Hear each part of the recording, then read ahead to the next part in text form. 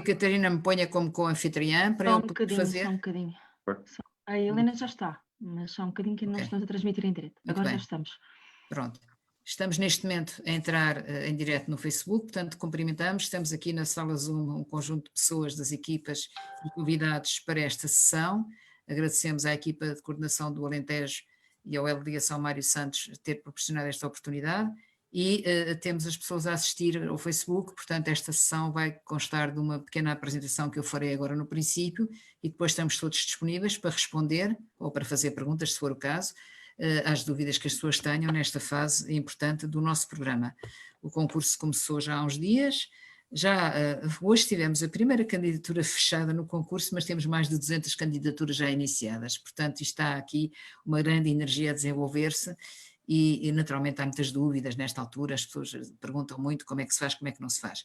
Eu vou-vos pedir licença para compartilhar uma apresentação em que vou explicar um bocadinho as questões principais de como é que se faz uma candidatura e depois estaremos disponíveis para as perguntas.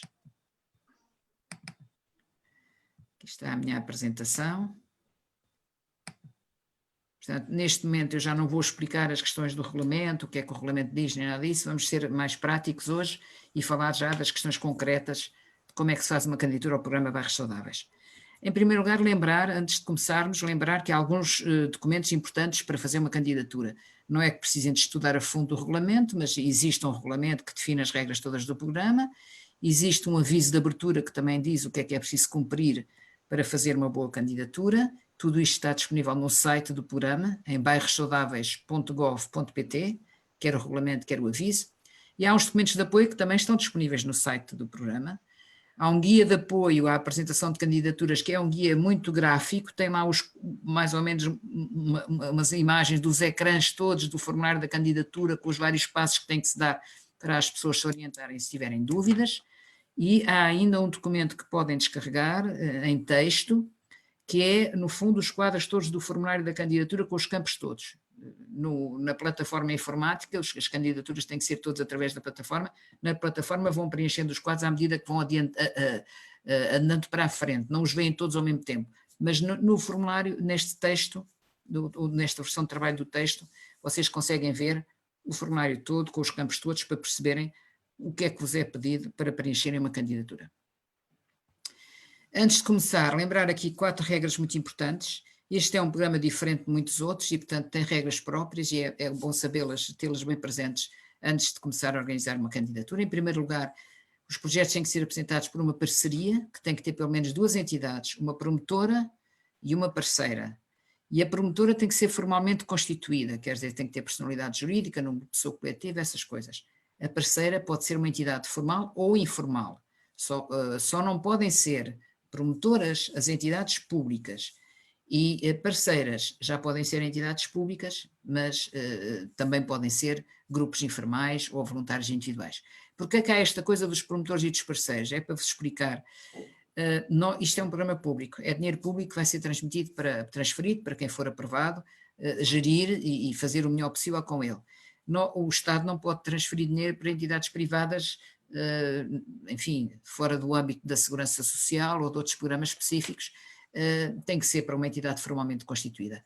E, portanto, é por isso que tem que haver uma entidade promotora que é responsável pelo dinheiro, é responsável pelo contrato, é responsável pela gestão e administração do financiamento que receber e da sua boa gestão. As parceiras podem ser entidades informais, e isto é uma novidade deste programa. Muitos programas não permitem isso. Portanto, pode ser, por exemplo, um grupo de moradores, ou um grupo de voluntários, ou até uma pessoa sozinha voluntária que se queira juntar ao projeto. Isso tudo é aceito como parceria, porque a ideia é, de facto, isto ser um processo participativo, e muitas vezes nos processos participativos há pessoas que querem participar, mas não estão organizadas previamente para poderem participar. Portanto, este é o primeiro ponto. Segundo ponto, o projeto tem que ter um território. Isto é um programa de base territorial. As pessoas estão muito habituadas a fazer projetos porque querem fazer coisas nesta área ou naquela, na área social ou na área económica, em geral. Não, tem que ser um território em concreto, tem que escolher um território ou mais do que um, e tem que saber escolhê-lo. O programa chama-se bairros, não quer dizer que todo o país esteja dividido em bairros, porque não está. Há muitos sítios em que o território a gente não consegue identificar bairros concretos, mas podemos identificar uma zona, podemos identificar uma rua, podemos identificar uma aldeia, ou um conjunto de casas, ou uma freguesia, quando são zonas mais desertificadas, ou uma parte da freguesia. Podem identificar os territórios que acharem que fazem sentido para o vosso projeto, pode ser um ou mais para cada projeto. O que ele tem é que cumprir certas condições que nós já vamos ver adiante, que são os critérios de elegibilidade. Não havia nenhuma carta previamente feita do país todo a dizer há aqui uns quantos territórios vulneráveis, vamos fazer um programa para estes territórios. Essa carta não está feita. Eventualmente este programa, se correr bem, no fim poderá mostrar essa carta com o trabalho que estamos a fazer. Mas neste momento isso está em aberto. Os territórios são aqueles que demonstrarem que preenchem estas condições bastante flexíveis que estão no regulamento. Depois a terceira coisa que tem que fazer é escolher um tipo e escalão de financiamento. Aliás, isto é mais limitativo pelo escalão do que pela tipologia, porque o que limita aqui esta diferença destas três coisas é realmente o valor do dinheiro que vão pedir. Ou pedem um projeto até 5.000 euros, ou até 25.000, ou até 50.000. E, portanto, quem vai fazer o projeto, quem está a candidatar, é que deve ter uma ideia de quanto dinheiro precisa para saber o que é que escolhe. Quanto às atividades, aí o programa é muito aberto, podem fazer praticamente tudo, tem 5 eixos: saúde, eixo social, eixo económico, eixo ambiental e eixo urbanístico. Agora, o que é importante é que aquilo que vão fazer responda a problemas concretos do território. Tem que explicar isso bem logo no primeiro quadro, quando tem que definir o projeto e explicar o projeto, explicar muito bem que vão fazer uma determinada coisa porque essa coisa é muito importante para aquela população ou para aquele território. Isto é muito importante para o júri porque é por aí que ele também vos vai valorizar. Esta apresentação são 7 passos para fazer uma candidatura. Evidentemente podem não ser por esta ordem, podem não ser exatamente estes, mas estes eu penso que são os principais para se conseguir chegar a uma candidatura. Em primeiro lugar, escolher o território. Tem havido aqui algumas dificuldades, algumas pessoas que nos mandam mails dizer que não sabem bem se devem fazer maior, se mais pequeno. Não há nenhum critério à partida definido para ser maior ou mais pequeno. O que tem que acontecer, e já vamos ver, é o passo número 2, o território tem que cumprir 3 das 7 condições de elegibilidade. Nós vamos ver isto com mais detalhes já a seguir, é o anexo 1 do nosso regulamento do programa. Depois construir a tal parceria, portanto, tenham bem esta ideia que ninguém se candidata sozinho. Nós recebemos muitos mails de pessoas a dizer eu tenho uma ideia para fazer um projeto assim, assim. Bom, isso não vai dar, vão ter que arranjar alguém que faça esse projeto convosco. Ninguém se candidata sozinho. A parceria pode ter só essas tais 2 entidades, mas pode ter mais. Não há limite nenhum para isso.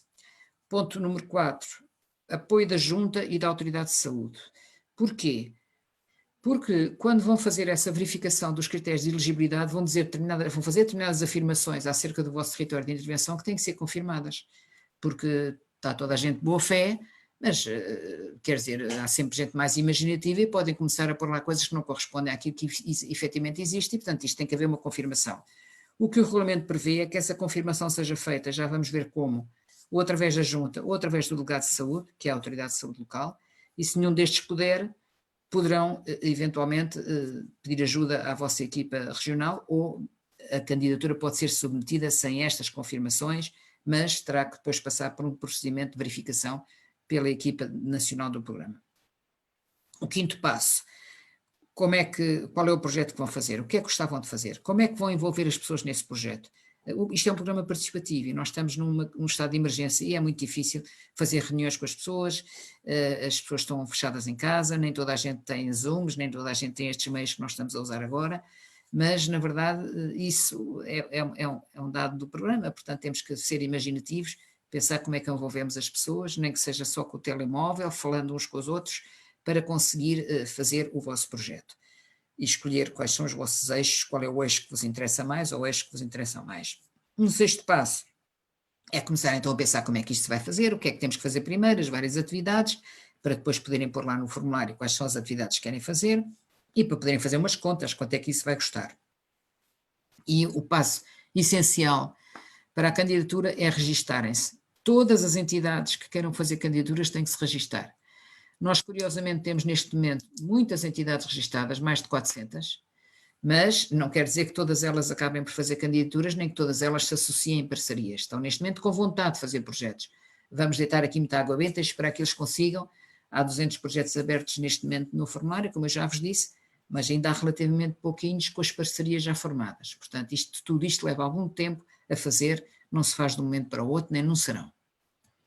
Primeiro passo: como é que eu vou saber se o território é elegível? É a tal história dos 3 em 7 critérios de elegibilidade. Portanto, definir o território, verificar se cumpre 3 dos 7 critérios e depois ir fazer o requerimento da confirmação. Aquilo que eu queria chamar a atenção neste passo 1 é que, se for mais de um território, se o projeto tiver mais de um território, tem que fazer esta verificação para todos os territórios do projeto. Isto é importante, não é só uma vez, tem que fazer várias vezes se for mais do que um território. Como é que isto se faz? Há um regulamento, no regulamento do programa há um anexo, que é o anexo 1, tem uma fichazinha, está aqui uma imagem, a letra está um bocadinho pequenina, mas a imagem é esta. Cada uma destas caixas corresponde a um dos critérios. O primeiro critério é um critério sobre condições de habitação, o segundo critério sobre condições dos rendimentos das pessoas, depois há 3 critérios de saúde, que têm a ver com haver situação de risco em caso de Covid. Por exemplo, neste momento no estado de emergência temos 121 concelhos incluídos nas zonas de risco, portanto aí é logo uma maneira de poder ver se está dentro desses 121 concelhos ou não, mas em alternativa também falando com o vosso delegado de saúde ou junto de uma unidade de saúde da vossa área, poder ter esta informação. O outro critério de saúde é a dificuldade, o constrangimento de acesso a cuidados de saúde. Estão aqui vários exemplos nestes quadros que aparecem com umas bolinhas azuis e há outros que não têm exemplos. Estes que têm exemplos servem apenas para vocês, para vos facilitar o poderem marcar o critério. Por exemplo, se marcarem que, de facto, na área onde vão intervir, há deficientes condições de abastecimento, de acesso ao abastecimento de água, saneamento e energia, nomeadamente áreas ilegais, ou não só, e se puderem aí uma cruzinha, basta que marquem uma destas situações para poderem marcar o critério como verificado. Não é preciso verificar todas, basta uma destas linhas para que o critério seja verificado. Nestes que não têm linhas, é só sim ou não, portanto, marcar se acham que sim ou que não. O quarto critério é os constrangimentos de acesso a cuidados de saúde, tem cá várias linhas, por acaso eu acho que neste momento o principal constrangimento nem está aqui exemplificado. Os que estão aqui são falta de condições de mobilidade, as pessoas que moram longe do centro de saúde ou do hospital, falta de documentação, estrangeiros que não sabem, não têm os papéis em ordem, não sabem como é que devem fazer para resolver os seus problemas de saúde, ou falta de capacidade económica de comprar medicamentos. Quem lida com a população mais idosa sabe que este é um problema frequentíssimo e as pessoas não tomam os medicamentos porque não têm capacidade para os comprar e, portanto, qualquer destas situações já dá para marcar o critério 4. Pode haver ainda uma outra situação, por exemplo, não está aqui sinalizada, que é, por exemplo, as pessoas não irem à sua unidade de saúde, ao seu centro de saúde, pela simples razão que têm medo de apanhar Covid. Isso é uma situação que neste momento se está a verificar em muitos sítios e que pode ser confirmada pelo vosso centro de saúde se tiverem contactos, porque vos dirão se há realmente muita gente que está a deixar de ir, a deixar de aparecer ou com dificuldades em fazer o seu seguimento de saúde normal. O quinto critério, que é também de saúde, tem a ver com a vacinação. Isto só as autoridades de saúde é que vos podem dar esta informação, se isto existe ou não existe, ou seja, se no território onde vão intervir há muita gente não vacinada, para a idade correspondente. Depois o sexto e o sétimo critério são critérios complementares. O sexto tem a ver com crianças e jovens, portanto, num determinado território haver crianças e jovens que não têm acesso ao ensino, ou porque abandonaram, ou porque não têm meios, ou porque o ensino à distância eles não conseguem acompanhar, etc. Portanto, isto é relevante e é também um critério de elegibilidade do território. Ou em alternativa, ou sem ser em alternativa, também pode acontecer que haver muitas pessoas num determinado território em situação de exclusão. Portanto, uma situação, por exemplo, em que está um acampamento de ciganos, ou uma situação urbana em que há uma rua em que está muitos sem-abrigo que lá estão, ou situações numa aldeia, idosos isolados, até em sítios, em montes, não propriamente em aldeias, mas isolados em sítios distantes. Todas estas são situações de exclusão e, portanto, se isto existir, podem também confirmar que existe. Portanto, é isto. Esta é a primeira tarefa que têm que fazer, escolher o território e tentar aplicar esta ficha e ver o que é que dá. Depois já vimos que tem que criar uma parceria, já vimos quem é que pode ser a entidade promotora, dei uma ideia geral, mas está mais explícito no artigo 15º do regulamento, quem pode ser a entidade parceira no 16º. A pergunta se há limite para o número de entidades da parceria, não há. O único limite que há é um limite mínimo que tem que ser 2, não há limite máximo. E se há limite para o número de projetos em que cada entidade pode participar, não há. O único limite que há é que uma entidade promotora não pode apresentar mais que um projeto em cada freguesia. Pode ser parceira noutros projetos da mesma freguesia, pode ser promotora noutra freguesia, mas naquela freguesia só pode ser promotora de um projeto. É importante ter isto em conta porque isso pode imediatamente impedir uma candidatura se essa promotora aparece numa candidatura, depois mais tarde o outro está a fazer uma candidatura, põe a mesma promotora e ela já é promotora na mesma freguesia, a candidatura não avança. E, portanto, é preciso compreender isto para depois não haver esse problema. Mas cada um sabe naturalmente, os projetos a que se está a associar. Depois a confirmação da elegibilidade é a tal coisa da junta de freguesia ou dos delegados de saúde. Isto faz-se como? Há um anexo 2 do regulamento, tem umas minutazinhas, descarregam essas minutas, tem uma minuta para a freguesia e outra para o delegado de saúde, consoante o critério em causa, juntam a esta minuta a ficha de elegibilidade que preencheram para o território ou para os territórios e levam à junta de freguesia e pedem a emissão da declaração. Evidentemente isto poderá demorar um bocadinho, os delegados de saúde neste momento estão todos muito assoberbados, mas é uma diligência importante e, portanto, como ainda há 2 semanas, enfim, um pouco mais do que 2 semanas, para concluir candidaturas, podem fazer já estas diligências para terem a certeza que têm estas minutas. De qualquer maneira, mesmo depois de acabar o período do concurso, nós vamos dar um prazo para acrescentar algum documento que esteja em falta, e se de todo em todo não conseguirem as declarações, também não vai ser por isso que deixam da candidatura, deixa de entrar, porque iremos nós, supletivamente, com a ajuda das equipas regionais, tentar fazer esta confirmação. Por uma razão simples, porque isto é uma coisa que é alheia à vontade dos concorrentes. Portanto, não podemos deixar que os concorrentes fiquem de fora por uma coisa que é alheia à sua vontade. Vamos pedir que eles colaborem, que tentem encontrar, mas se não conseguirem, não será por isso que ficam de fora. O passo quinto é para definir o que é que vamos fazer, depois podem fazer quase tudo, está no regulamento, no artigo 10º, podem ver uma data de ideias em cada um destes eixos daquilo que se pode fazer. A coisa importante que eu lembro sempre é o eixo que escolherem tem que ter a ver qualquer coisa com os problemas do território. Portanto, quando escolherem, definirem o projeto, puserem um nome ao projeto e explicarem o que é o projeto e disserem nós vamos fazer uma coisa qualquer na área da saúde ou na área ambiental, o que seja, tem que dizer nós vamos fazer isto nesta área porque isto é um problema real deste território por esta razão, aquela e aquela. Pode até não estar exatamente na ficha dos critérios de elegibilidade, mas vocês têm que procurar justificar. Estas justificações são muito importantes para o júri avaliar o vosso projeto. Os porquês são tão importantes como os quês, costumo eu dizer. Os porquês são muito importantes e uma boa justificação pode fazer ganhar uma candidatura. Passo 6, quanto dinheiro é que precisam? É aquela escolha que eu vos disse daqueles 3 escalões, têm que ver o dinheiro que vão precisar e como é que isto é financiado. Isto é financiado a 100%, e tem que se encaixar nas despesas elegíveis. E as despesas elegíveis estão definidas no regulamento e são as que eu vou dizer: recursos humanos, portanto, podem contratar pessoas, a aquisição de serviços, podem adquirir serviços, a aquisição de materiais ou de equipamentos, podem adquirir, despesas de comunicação, sei lá, internet, criação de páginas online, etc., tudo isso podem considerar, despesas com instalações ou equipamentos, mas as despesas com instalações ou equipamentos, que são, por exemplo, contas de água, de luz, ou alguma renda, ou isso, não podem ser incluídas a 100% aqui, só podem ser incluídas nas despesas elegíveis, na percentagem daquilo que for afeto ao projeto, porque provavelmente as instalações ou os equipamentos não estão a ser utilizados só para este projeto. De qualquer maneira, dizer-vos também que estes valores que põem para estas coisas é os valores já com todos os custos adicionais incluídos, ou seja, se for uma prestação de serviço tem que lá pôr o valor líquido mais o IVA. Se for nos recursos humanos, por exemplo, contratar uma pessoa, tem que lá pôr o dinheiro que se paga para a contribuição para a segurança social, que cabe à entidade patronal, ou se for um voluntário que vai ser enquadrado no programa e não vai receber nada, tem direito a um seguro obrigatório, portanto aqui nos recursos humanos terão que pôr os seguros obrigatórios. Portanto, este tipo de coisas é que têm que ser colocadas as verbas todas que dizem respeito a cada uma das coisas, para termos os valores reais que depois têm que ser financiados. Já vos disse que há um documento de trabalho que podem descarregar no site, com todos os campos do formulário da candidatura. Este é apenas um documento de trabalho, portanto a candidatura tem que ser toda feita online. A plataforma está em candidaturas.saudáveis.gov.pt, ou seja, se tirarem a palavra candidaturas, é o site, é o endereço do site. Se acrescentarem a palavra candidaturas, vão dar à plataforma das candidaturas. Na plataforma das candidaturas é preciso registro, o endereço do site é aberto para toda a gente. Quem é que vai preencher? Ora bem, todas as entidades têm que se registar. Eu já vos vou explicar como é que é o registro. Todas as entidades têm que se registar. Todas as entidades de cada parceria, nem que sejam voluntários individuais, nem que seja uma junta de freguesia ou uma câmara que se quer associar, tem que se registar.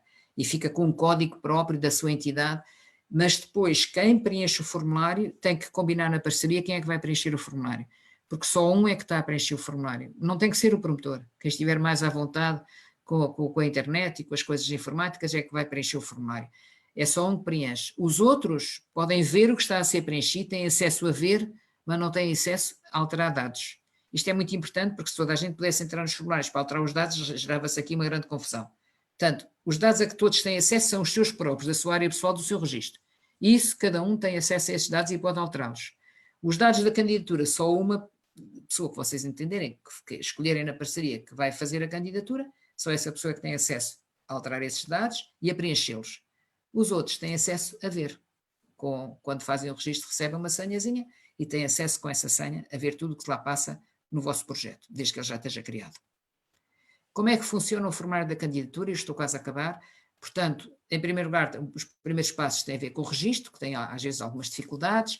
Por exemplo, o nome da freguesia, quando são uniões de freguesia, o que lá aparece não é a união de freguesia tal, o que lá aparece é os nomes antigos, todos juntos a começar pelo primeiro, portanto tem assim uns pequenos pormenores, mas em princípio, feito o registro, ficam com um código de identidade, que é sempre o mesmo, cada entidade tem o seu código, e os dados do vosso registro estão lá postos.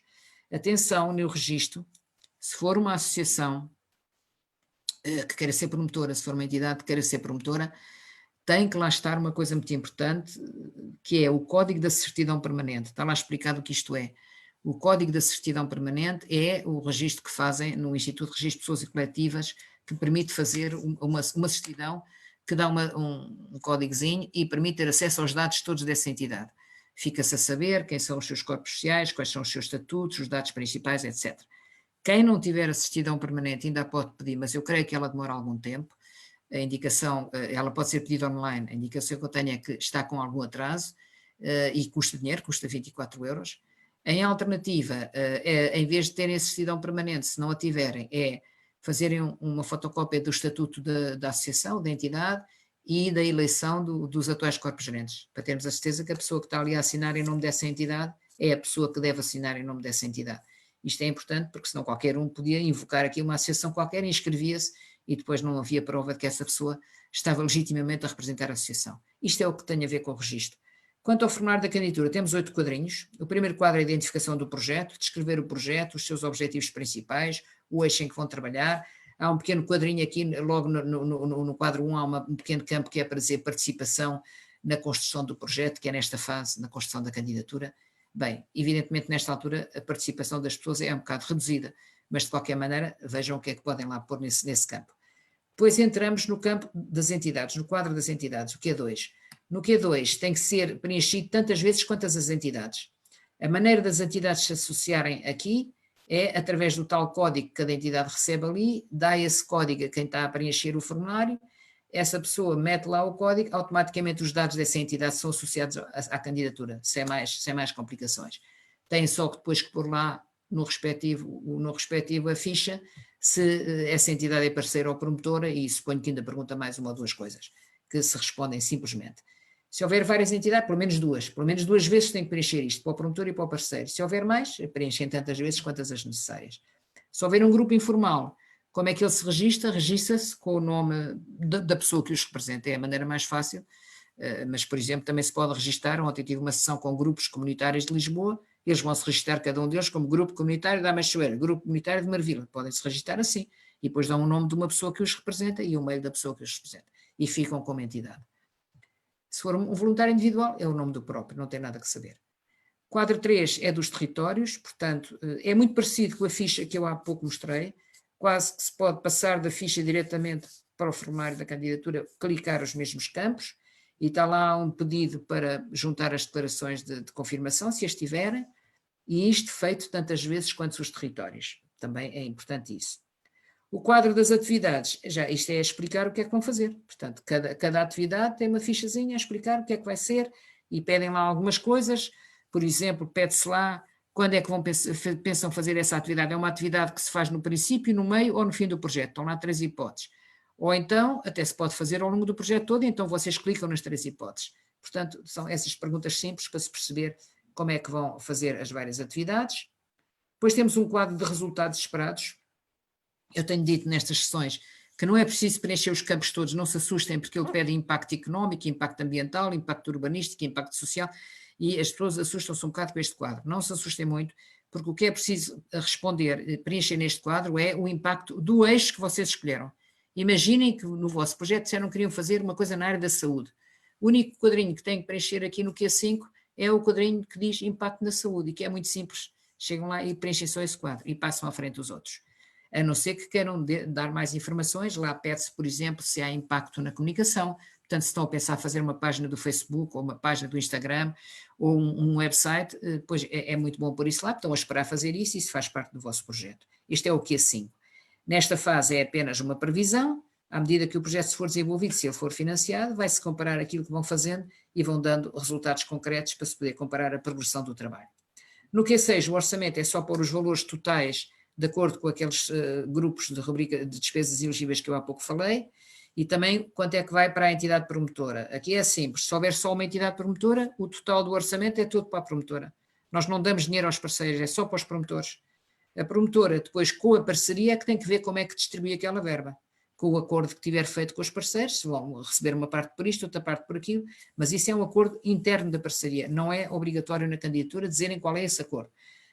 Quem recebe o dinheiro é que é responsável por cumprir aquilo que está acordado com os seus parceiros.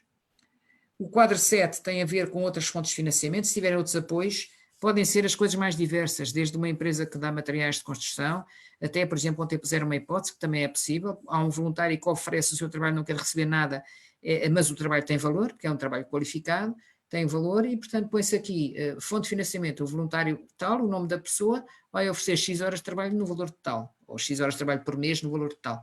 Isso é importante porque nos permite perceber que este programa vai mais longe do que o dinheiro que ele vai receber. Vai mais longe porque cada parceiro vai conseguir juntar aqui outros recursos. Finalmente, o último quadro é um quadro de finalização e validação. É um quadro que é muito útil porque até podem se ir vendo, à medida que vão preenchendo, podem ir lá ao Q8 fazer uma experiência, porque o que é que o Q8 diz? O Q8 diz assim, olha, ups, no Q3 falta resolver isto ou aquilo. No Q5 vocês não preencheram não sei o quê. No Q6 falta não sei o quê. Portanto, este quadro 8 é um quadro de validação e ajuda-vos a ver onde é que faltam coisas, o que é que tem que preencher, qual é o problema, e à medida que forem preenchendo as coisas que faltam, vão desaparecendo os alertas, até que há um momento em que realmente está tudo ok, não há alerta nenhum, e nessa altura podem clicar para submeter a candidatura.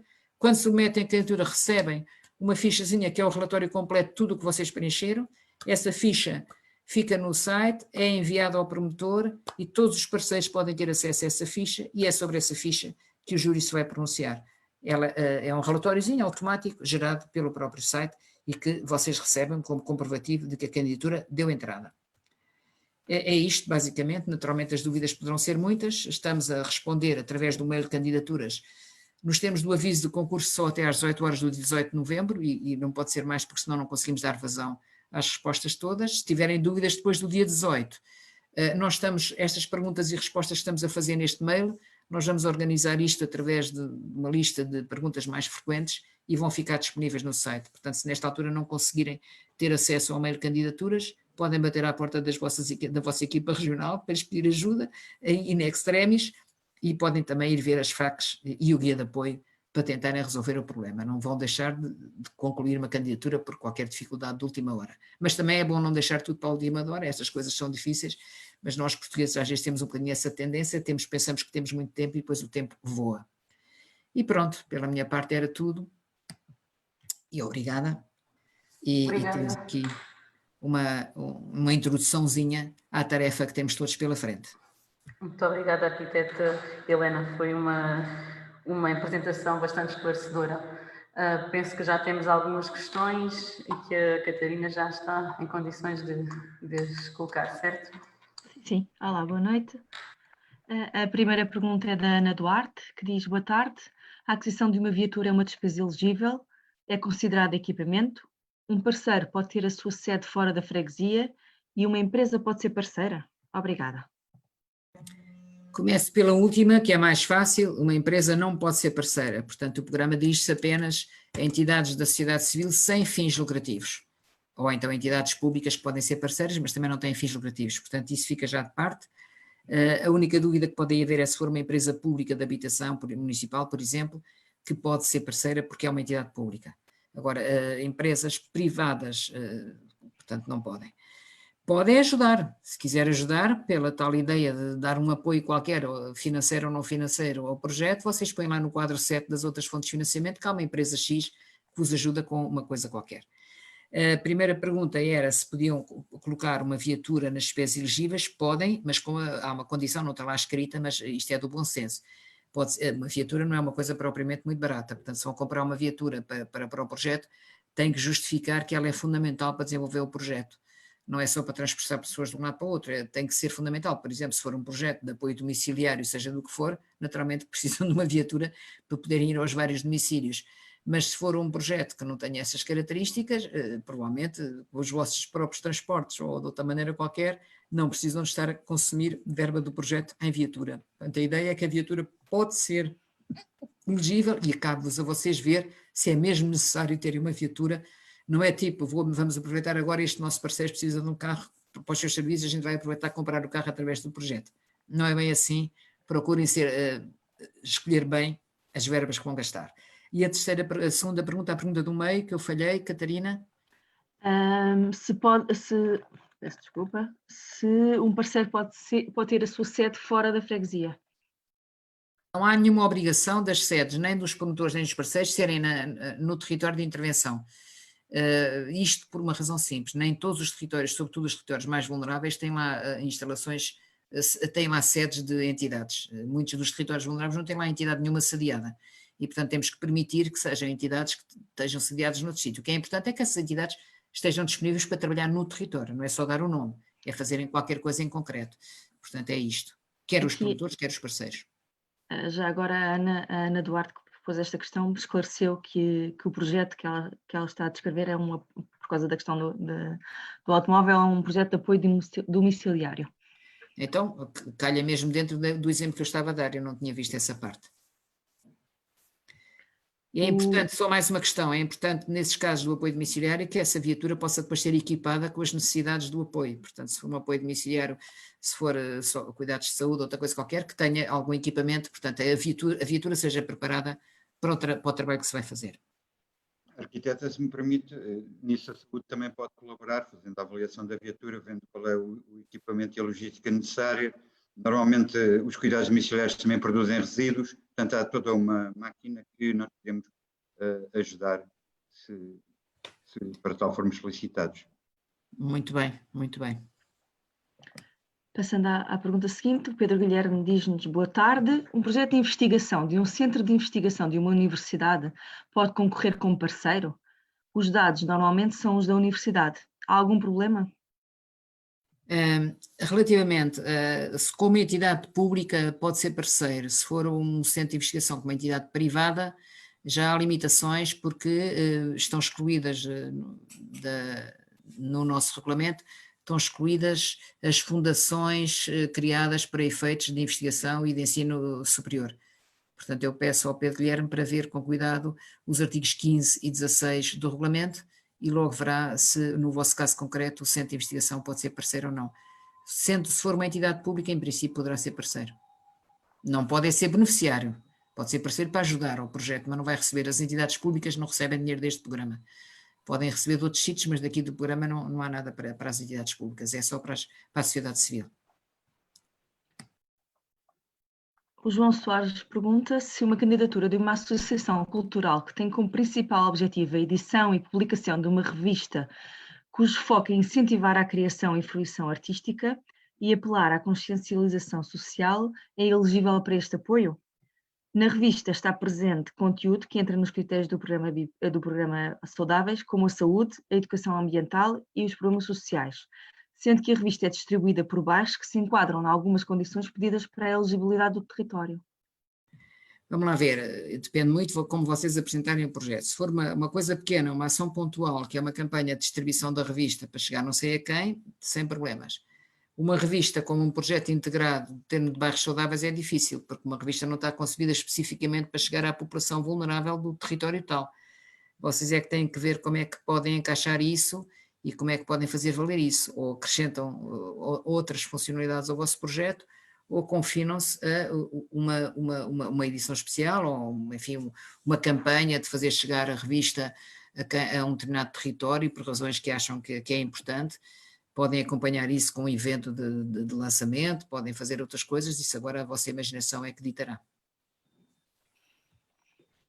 A Carla Pica pergunta: é possível uma candidatura na área da saúde que contemple o alargamento do horário de atendimento do centro de saúde, incluindo o atendimento à chamada durante a noite, desde que seja assegurada a autorização e parceria com o SNS e a unidade de saúde local? Os recursos humanos podem ser afetos ao projeto a Recibo Verde? Obrigada. Isso já é mais difícil, vou pedir a ajuda do Mário, porque a indicação que eu tenho é que não é possível a sociedade civil pôr-se a fazer complementos do trabalho que é feito nas unidades do Serviço Nacional de Saúde. Portanto, não vejo muito bem, penso que talvez o Mário Santos, o nosso elo de ligação, como membro da ARS, pode tentar obter mais informação sobre isto, mas não é fácil estar a criar um suplemento privado para um serviço que é público. Portanto, há regras que regem o Serviço Nacional de Saúde e os serviços públicos em geral e, portanto, não será fácil. Poderão, em todo caso, fazer uma diligência junto de, como digo, aqui o Mário poderá tentar obter mais informação sobre isto e fazer-vos chegar. Não sei se quer deixar... Mário, só pedir... Para já é muito difícil um projeto desses se enquadrar dentro dos limites financeiros em que nós trabalhamos, porque implica trabalho noturno, que está tabelado o seu pagamento, e implica uma equipa de saúde, implica uma logística, implica acesso a sistemas de informação e de registro, implica a possibilidade de emissão de receitas, por exemplo, de exames auxiliares de diagnóstico, implica a prestação de cuidados, implica que haja toda uma área de suporte que esteja aberta de maneira noturna, mas isso tem que ver o projeto. Implica também que haja uma parceria, um acordo, um protocolo com a Administração Regional de Saúde que pode ser moroso. Eu vejo com muita dificuldade um projeto desses ser viável, principalmente no espaço tão curto que nós temos para analisar e para estabelecer essas parcerias, mas como diz a arquiteta sempre, só mediante a proposta concreta, qual é o tipo de prestação de cuidados que se pretende fazer, qual é o tipo de atendimento que se pretende fazer, qual é o tipo de patologias que se quer tratar, é que podíamos, faça uma proposta concreta, analisar com mais detalhe. Vejo como muito, muito difícil e também não está no nosso horizonte financeiro. Pagar a um médico de noite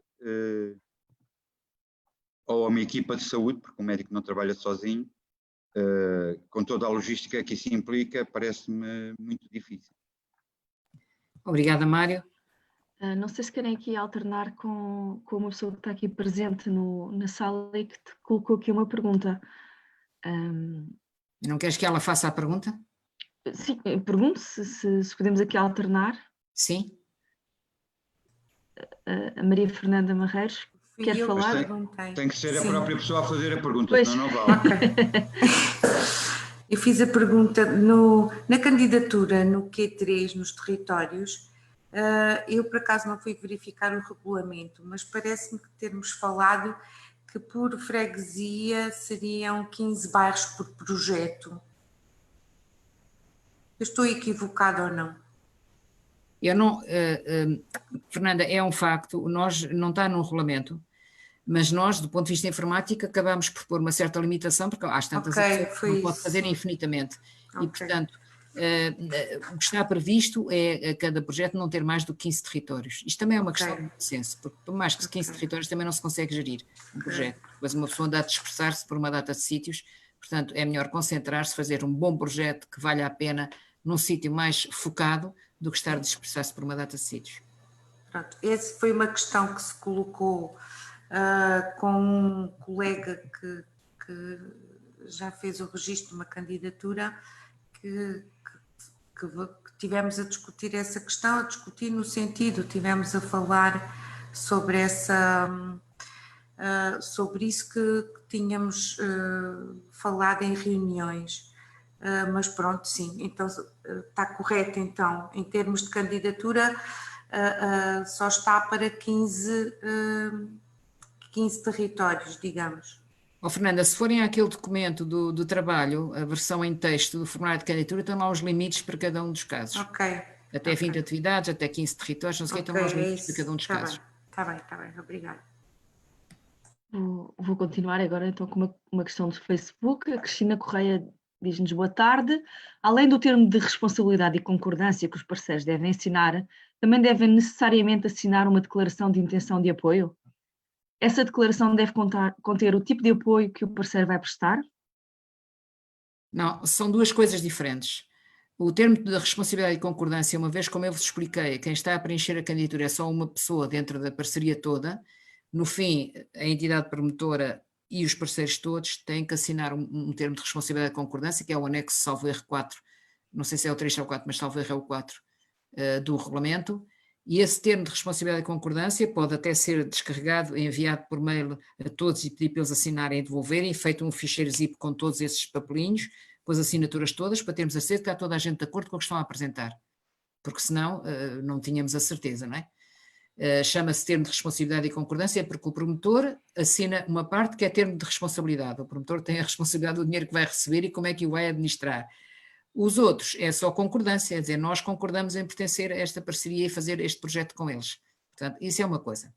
A declaração de intenção, ou carta de intenção, é outra coisa, é no Q7, nas outras fontes de financiamento, se vocês tiverem alguém, empresa, entidade particular, ou até um membro da parceria, que tem a intenção de dar um apoio específico ao projeto, por exemplo, imaginemos que um membro da parceria é a Junta de Freguesia, a Junta de Freguesias vai ceder umas instalações para fazerem uma das atividades do projeto. Devem lá pôr no Q7, a Junta de Freguesia tal, vai-nos ceder as instalações a que nós atribuímos um valor X, põe lá um valor qualquer, que vocês fazem um cálculo, já me perguntaram, mas como é que a gente calcula quanto é que isso vale? Olha, é fácil. Perguntem a um promotor imobiliário aí na zona, que eles sabem o valor de tudo em todo lado. E, portanto, alguém saberá dizer quanto é que vale e depois é mais ou menos porem o que acharem razoável. Mas, o que eu estava a dizer é que nesse quadro 7, o que é pedido é quando vocês põem lá o nome de uma entidade que vos vai dar um apoio, deve haver um fecheirinho digitalizado, de um mail ou de uma carta ou qualquer coisa em que essa entidade diz, sim senhora, eu estou disponível para dar este apoio a este projeto se ele for para a frente. Porque senão as pessoas põem-se a inventar apoios que não existem. E, portanto, convém aqui haver um bocadinho... Os apoios só vão para a frente se o projeto for financiado. Portanto, muitas vezes as entidades são disponíveis para dar o apoio, mas põem essa condição. Eu até estou disponível, mas calma aí, vocês ainda não estão a começar. Portanto, é isso que se chama a carta de intenção de apoio. O termo de concordância é dos parceiros todos, esta carta é de quem vai dar apoios. Pode ser um parceiro, pode haver um parceiro, como eu dei o exemplo da Junta de Freguesia, ou outros.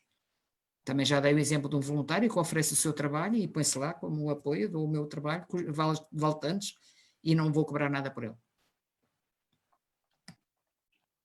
A Clarice Duarte pergunta, as entidades parceiras têm obrigatoriamente de ser entidades que vão receber também dinheiro para executar o projeto? Ou podem contribuir apenas com, por exemplo, cedência de espaços, articulação nos processos de utentes, cedência de profissionais em ações pontuais? Pode ser assim? Pode com certeza, mas se vão fazer essas cedências, isso são apoios concretos, quer dizer, na prática não vão receber dinheiro, mas até vão dar ajuda em coisas que têm valor. Portanto, se puderem por isso, se for uma coisa só pontual, uma vez de emprestarem uma pessoa para ajudar uma coisa, não se justifica, mas se for uma coisa já com um bocadinho mais de expressão, vale a pena pôr isso no quadro 7, porque é uma maneira de o projeto alargar a sua capacidade, é importante. Catarina, peço Está aqui desculpa uma por questão. interromper. Sim. Assim, era só para dizer que o Pedro Branco estava com uma inscrição. Sim. Obrigada. Eu ia alternando, de facto o Pedro colocou agora uma questão, mas nós temos aqui pessoas que colocaram já uma hora atrás, por isso é que eu estou a tentar equilibrar um bocadinho, mas então Pedro, ponha então a sua questão. Posso colocar a questão? Sim. Pronto, Pedro Branco, eu sou funcionário de uma junta de freguesia de Malagueira e Horta das Figueiras e gostaria de colocar uma questão sobre esta declaração de confirmação de elegibilidade de um território. Portanto, a junta está a ser confrontada com uma série de projetos de associações que nos vêm pedir para atestar a elegibilidade de um projeto. A minha questão é a seguinte: por exemplo, um caso específico, há uma associação que identifica o território como toda a união das freguesias da Malagueira e Horta das Figueiras E, de facto, na união de freguesias, neste território todo, verificam-se estas condições de elegibilidade, ou seja, há situações destas. A minha questão é, também há zonas do território onde elas não se verificam. A minha questão é, a Junta deve atestar de uma maneira genérica que existem, ou seja, só porque está dentro, o projeto vai intervir neste território imenso, não é? Ou deveremos pedir à associação que especifique um pouco mais a sua abrangência ou área de intervenção? Pedro, você está a colocar uma questão muito importante. Nós temos estado a procurar dizer nestas sessões que as pessoas devem focar-se no território de intervenção e não fazer coisas muito alargadas, porque depois não conseguem demonstrar. Mesmo que as pessoas saibam que existem naquele território todo aquelas situações, não é assim um número significativo para o território todo. Em alguns casos até pode ser, mas muitas vezes não é. Se estivermos numa zona urbana já não será, porque há uma mistura de gente com outras condições e, portanto, o território já não é tão vulnerável todo ele. Portanto, centrem-se numa zona mais pequena. Se essa zona não tiver um nome próprio, se não tiver o nome de um bairro de não sei quantas, peguem por, estou a dar um exemplo, peguem no Google Maps, numa carta, uma fotografia aérea, uma Google Maps, e façam mesmo à mão o desenho, o nosso território que a gente quer intervir é isto, pode ser uma parte da freguesia, que não tem nome, vocês não conseguem dizer, é a parte delimitada pela rua tal, tal e tal. Mais ou menos esta área aqui.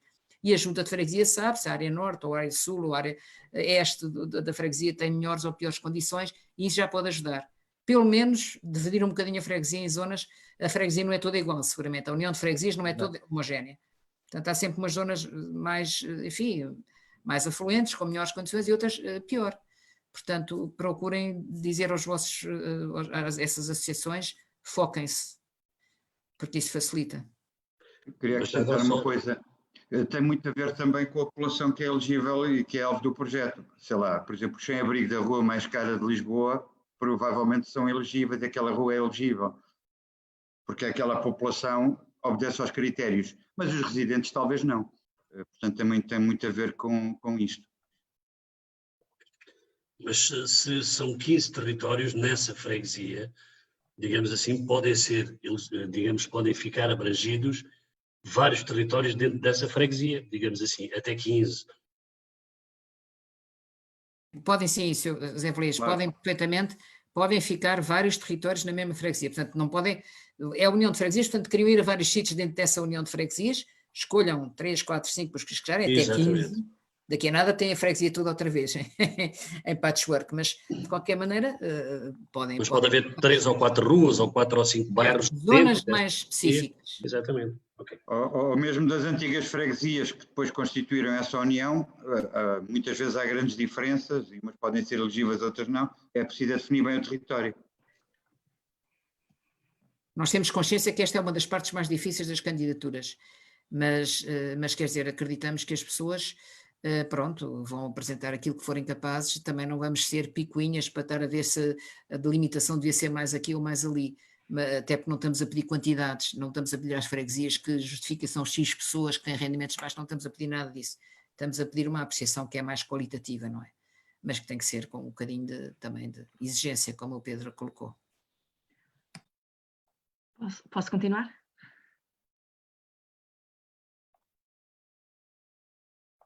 Então, vou continuar. O Rui Garrido pergunta... boa tarde, estou em representação da Associação Sílaba Dinâmica, que representa a comunidade cigana de Elvas. Gostava de saber se podemos adquirir material fora de Portugal e imputar ao projeto de Bairros Saudáveis. E as câmaras municipais e as juntas podem ser parceiras? Ora, aí está uma pergunta que nós não previmos nada no regulamento sobre isso. Se podem importar material. Se vocês estão perto da fronteira, se calhar é mais barato em Espanha do que cá. Mas, enfim... Não sou capaz de vos dar uma resposta concreta, são vocês que têm que ver, bom, se é uma importação em massa, isto não é um programa de import-export, portanto, se é uma importação em massa, não. Se for uma aquisição que vocês sintam que conseguem comprar por uma verba mais baixa em Espanha ou noutro sítio do que aqui, podem fazê-lo, nós não vamos exigir isso, só há uma coisa que nós vamos exigir e isso chama a vossa atenção. A entidade promotora do vosso projeto tem que ter um dossiê com os documentos todos de aquisição, ou de pagamentos, ou de receitas do projeto. Tem que ter isso bem organizado. Nós não vamos pedir para ver essas faturas todas, mas o promotor tem que ter isso organizado.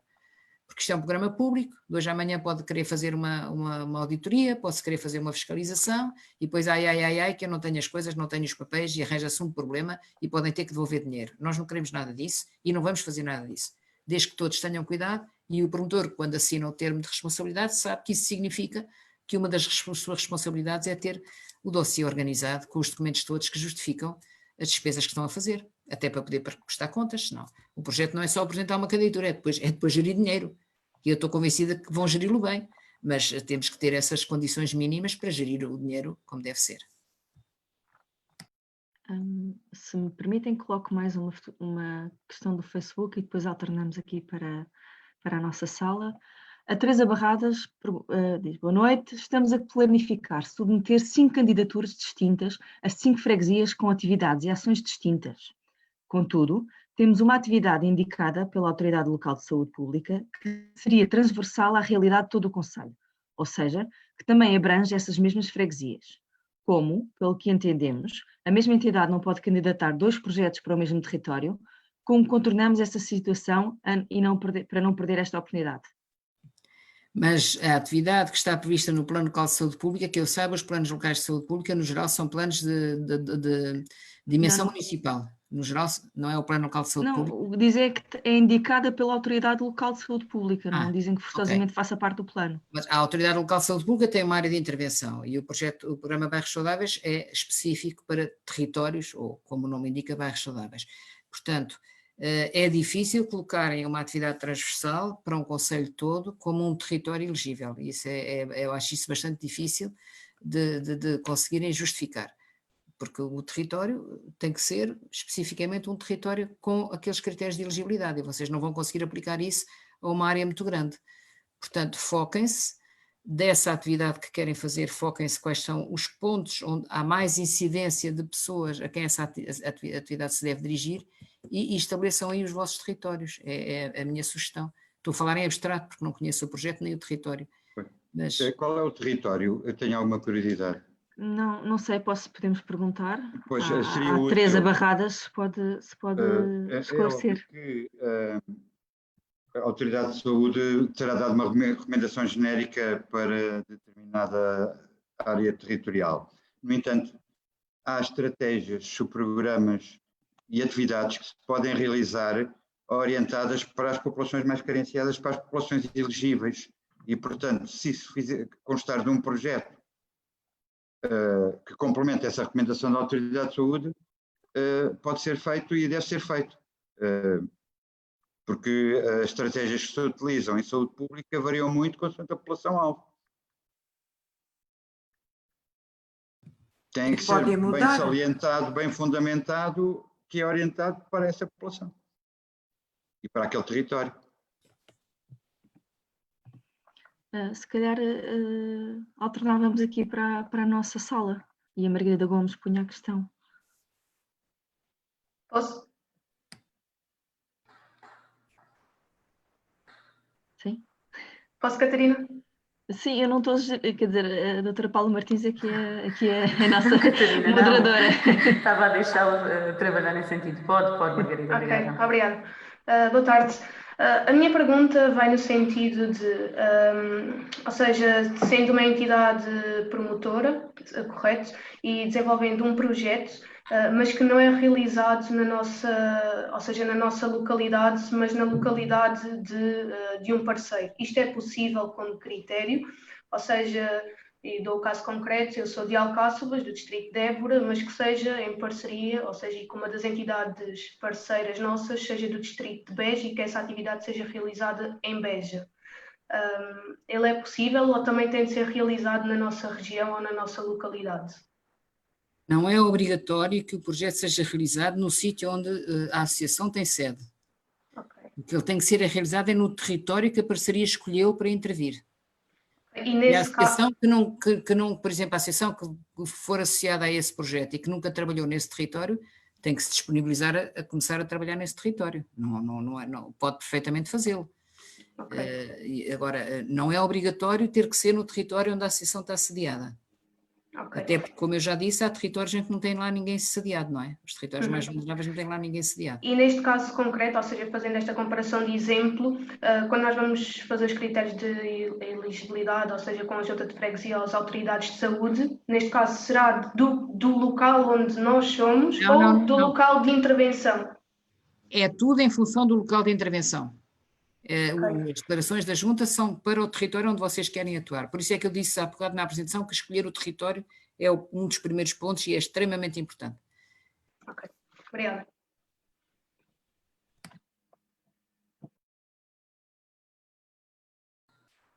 Catarina, não tem o som. Peço desculpa. Eu ia sugerir que retomássemos aqui a questão da Teresa Barradas, que ela tinha ficado a dúvida, porque a Teresa já respondeu. E reformularam a pergunta. E também dizem que o Dr. Mário sabe qual é a situação. É uma situação em Admira com os migrantes. E, portanto, eu vou reformular a questão. Portanto, estamos a planificar submeter 5 candidaturas distintas a 5 freguesias com atividades e ações distintas. Contudo, temos uma atividade que seria transversal à realidade todo do concelho, que são 13 freguesias. Ou seja, que também acaba por abranger estas mesmas freguesias. Como, pelo que entendemos, a mesma entidade não pode candidatar 2 projetos para o mesmo território, como fazemos com esta situação sem perdermos esta oportunidade? Candidatamos esta segunda iniciativa como imputada à freguesia sede de Concelho de Odmira? Depois diz o Dr. Mário Santos sabe do que falo e talvez saiba esclarecer. Eu também vou aqui molhar o pão na sopa, porque se estamos a falar, não sei do que é que estamos a falar concretamente em Odmira, mas estamos a falar concretamente dos imigrantes que estão nos contentores em Odmira, por hipótese, se é disso que estamos a falar, o território de intervenção deve ser exatamente a área onde eles estão a viver, e não a sede do concelho. É a área onde as pessoas estão a residir, se for esse o caso dos destinatários. Se vocês só podem candidatar um projeto, se forem unidade promotora, só podem candidatar um projeto por freguesia, e se quiserem fazer a mesma coisa na mesma freguesia, no outro território, ou juntam os dois projetos, ou juntam os dois territórios no mesmo projeto, em vez de fazerem um projeto separado, juntam tudo no mesmo projeto e aí já podem pôr vários territórios numa freguesia, desde que seja um só projeto, ou arranjam outra entidade promotora para fazer o resto. Qualquer destas hipóteses é possível. Pois eu não tenho muito mais a esclarecer porque tudo depende do projeto, não é? Eu conheço bem essa realidade, é uma realidade gritante e com a qual sou absolutamente solidário, de grande complexidade, e quanto mais entidades promotoras juntarmos para projetos dessa natureza, melhor. Que é uma situação, de facto, absolutamente elegível, sob todos os critérios. Só acrescentar que há várias freguesias envolvidas, pode não ser a totalidade do território do Concelho de Odmira, mas há várias freguesias envolvidas. Para cada freguesia pode ser o mesmo promotor. Atenção, que se houver várias freguesias, o mesmo promotor pode fazer projeto às várias. Na mesma freguesia é que não pode, mas nessa altura junte territórios nessa freguesia. Porque esses territórios estão bastante bem identificados, às vezes até são habitações, e portanto, com uma explicitação muito correta do território, pode fazer o mesmo projeto. E depois poderá contar certamente com a colaboração da saúde, da região. Eu vou dar aqui mais um dado que pode ser útil para alguns, que é assim, vocês podem apresentar uma imagem, é facultativo pôr uma imagem na candidatura, apresentar um PDF ou um zip, meter lá uma imagem na candidatura. E se tiverem um território assim, um bocadinho disperso, tenham uns polos aqui, outros polos aqui, que não seja um território contínuo, lá está, se em cima de um mapa vocês marcarem isso, o território pode ser descontínuo, não é obrigatório ser um território contínuo. Se vocês num mapa marcarem isso, facilitam muito a vida a toda a gente. Ficamos a perceber exatamente onde é que está a vulnerabilidade. Isso facilita muito. Mesmo que seja uma marcação um bocadinho rústica, que não seja feita à maneira por arquiteto, mas se conseguirem identificar, isso ajuda muito. E isto cria alguma desigualdade, porque eu conheço bem a situação, mas a minha colega que trabalha mais diretamente em Odmira até tem as coordenadas GPS da maioria das situações, por exemplo, de maior incidência, onde têm descoberto situações mais gritantes. Portanto, até isso, até as coordenadas GPS nós temos, é contactar a saúde, que permite uma cartografia bastante precisa desta problemática. Também a GNR fez um levantamento de situações dessa natureza e o próprio município. Obrigado, Mário. Vamos então continuar. O Rui Garrido pergunta se o pagamento de recursos humanos pode ser em cheques de alimentação. Isto porque muitos dos residentes dos bairros sociais são beneficiários do RSI e para poderem receber, por exemplo, 100 euros, implica perder o RSI. O programa não está previsto dar dinheiro às pessoas. O que me está a dizer é que se eu os puder contratar como recurso humano no projeto, eles perdem o RSI. Ora, isto é uma questão em que eu também não tinha pensado. Mas se o projeto é uma coisa precária, é bom verem isso. Não sei se estamos a falar,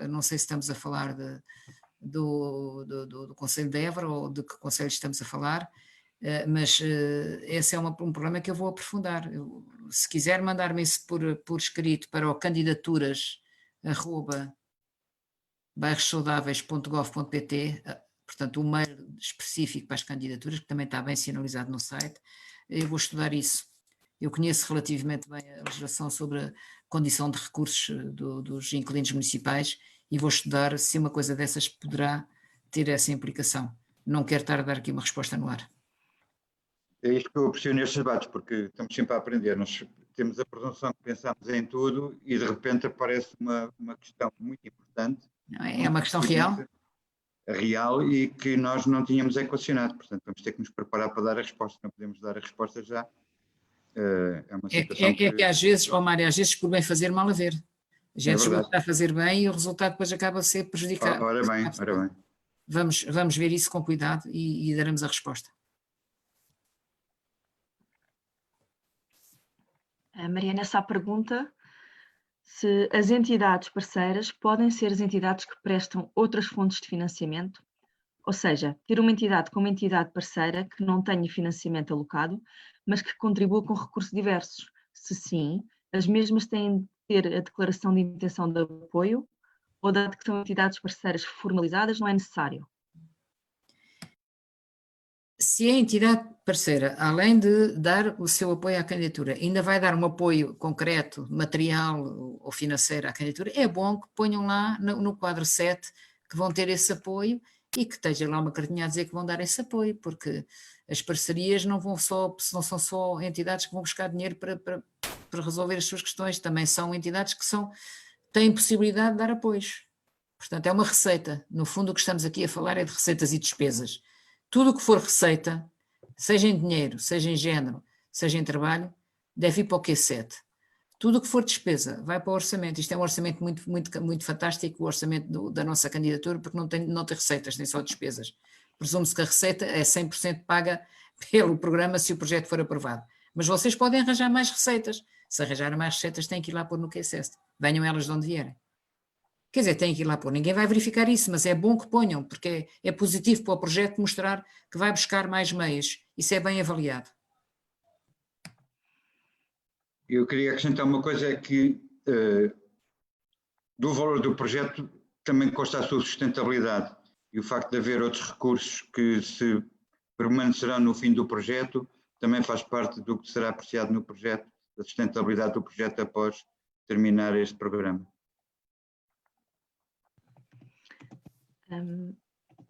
Posso continuar?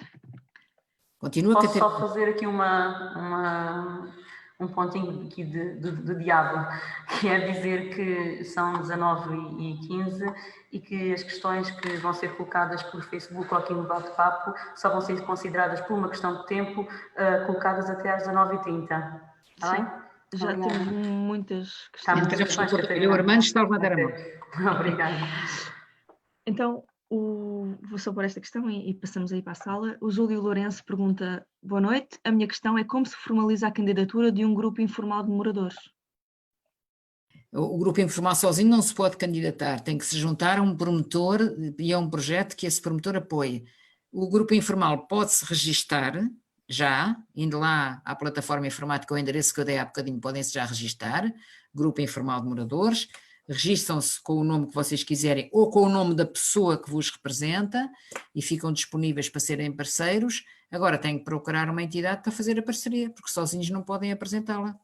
Vejam onde é que moram, se há gente aí já a fazer projetos, procurem obter informação do que se passa à vossa volta, associações que conheçam que estejam eventualmente a pensar candidatar-se para se juntarem. Se calhar passávamos aqui para a sala, não? Temos uma questão do Sim. marchante, certo? 100% ADN. O Armando também já pediu a palavra que temos, estou só a lembrar isto. Sim. Então a seguir fica o Armando. Ok. Boa noite. Antes de mais, queria agradecer aqui a excelente explicação que estão a dar. Já tinha aqui 6 perguntas, já cortei umas quantas. Portanto, a minha pergunta era mesmo, quando adicionamos uma entidade parceira no formulário, necessitamos dizer qual é o papel dela. No entanto, só podemos selecionar uma se essa entidade tiver mais do que um papel, qual é que eu escolho? Depois, tem a ver com o valor em género do qual as entidades se comprometem a aplicar no projeto. E tem também esse compromisso escrito.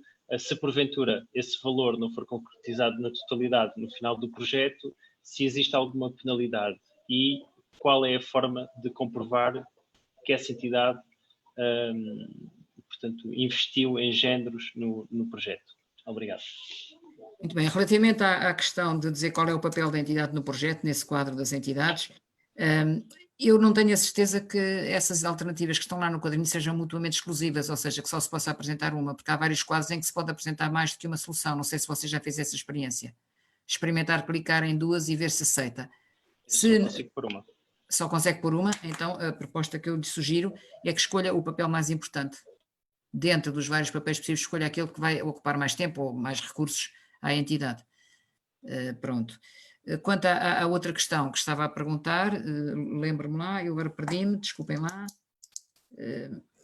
Marchante. Tem a ver com o compromisso da entidade em valores em género.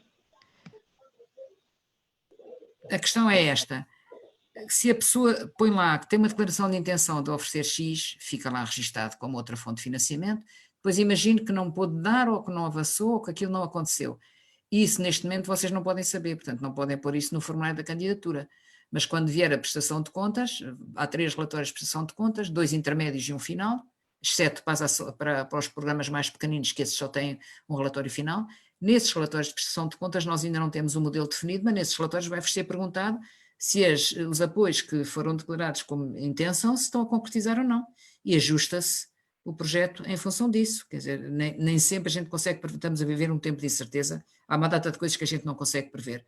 Portanto, temos que ter estes relatórios também para ajustar aquilo, como é que o projeto vai crescer e se desenvolver e as dificuldades que vai ter no caminho e portanto, ajustamos isso nos relatórios.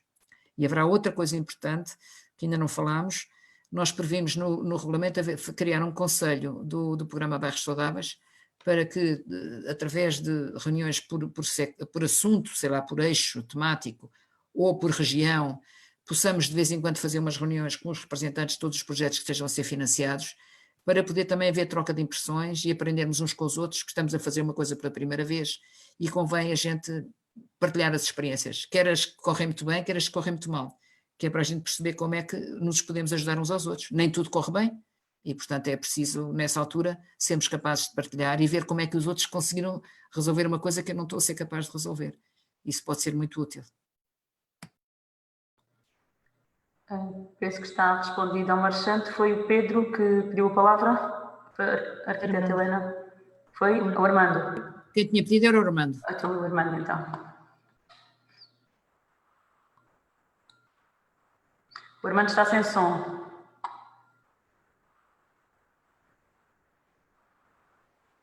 Agora está com som, não está? Sim. Pronto, eu tenho 2 questões. A primeira questão que eu queria colocar e quero colocar é em relação à questão que o Pedro Branco colocou. Porque nós também vivemos aqui na freguesia da Malagueira e para vocês terem uma noção, são à volta de 19 mil ou 20 mil eleitores. E a questão que eu coloco em relação à transversalidade de algum projeto que se coloca aqui em relação à União de Freguesias.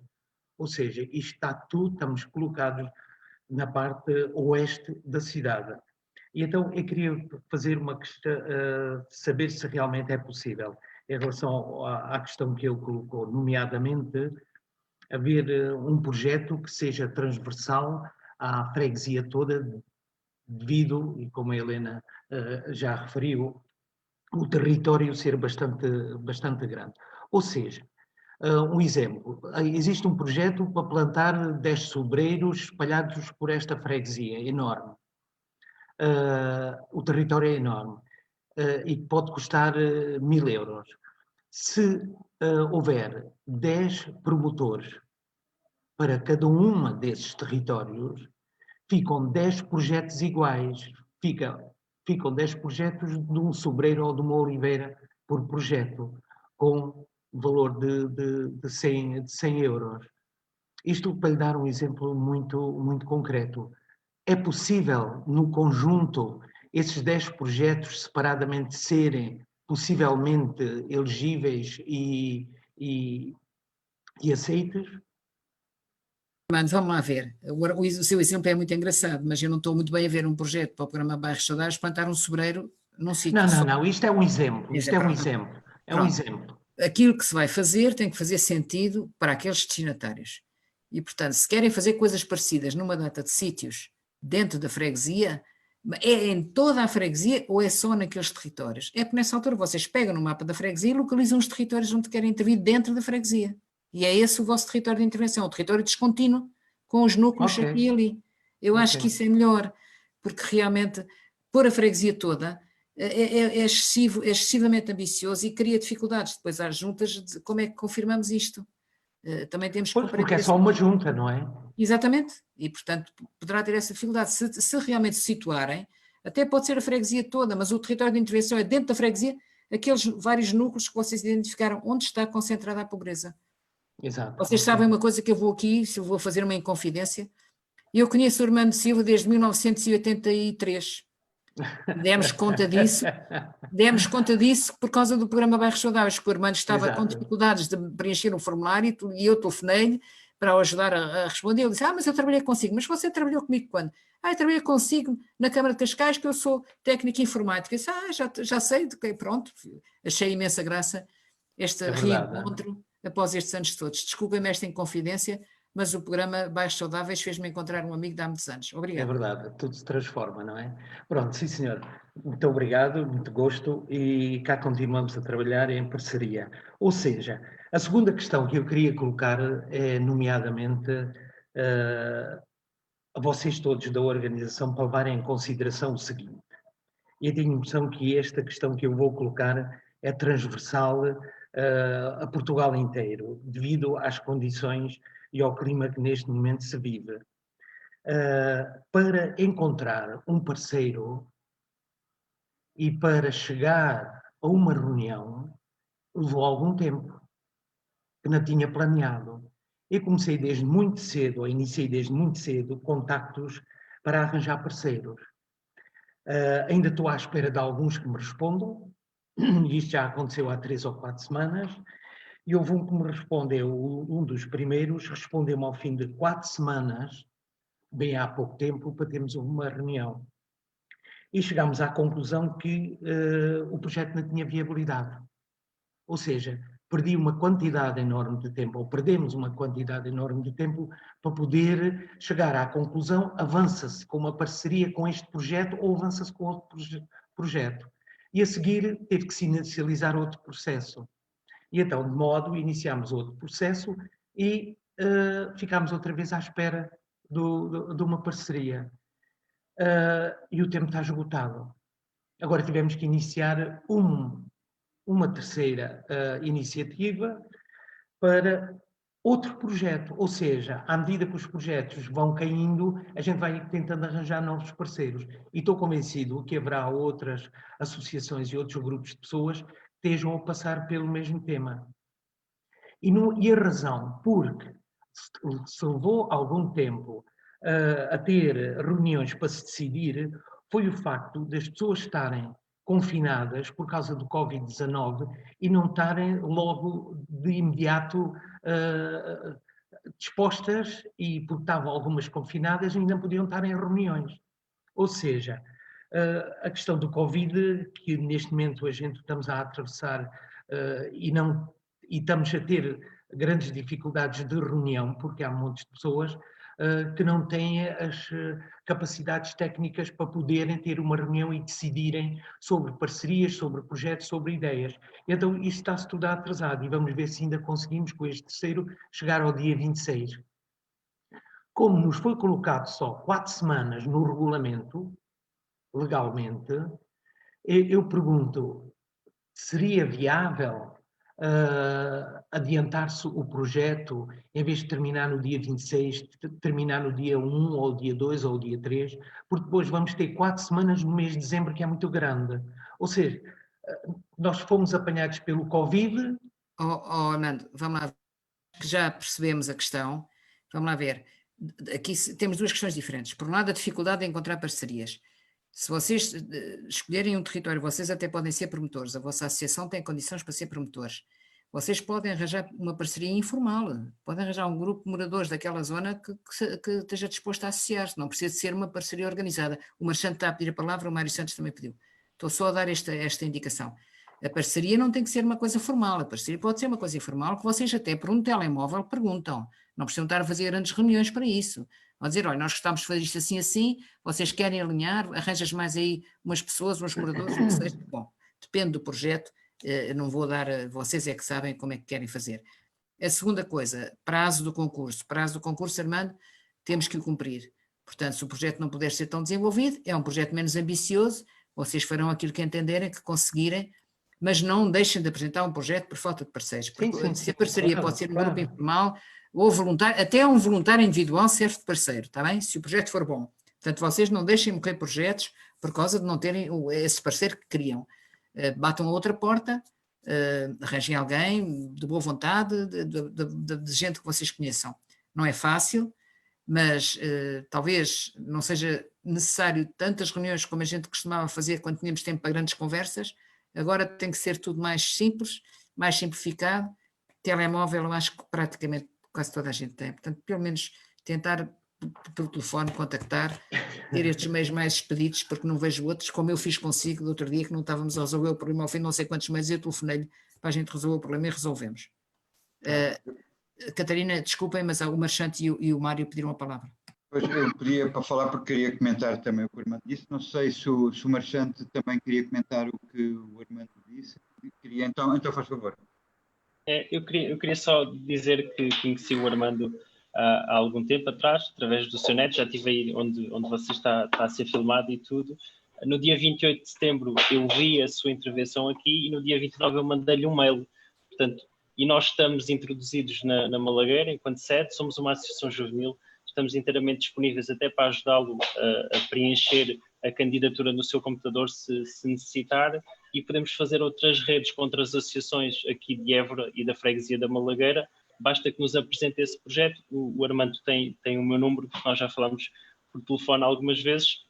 Portanto, nós estamos inteiramente disponíveis. Nós vamos tentar ser promotores de um projeto na Freguesia da Malagueira, mas podemos ser parceiros também da sua, que certamente será muito interessante.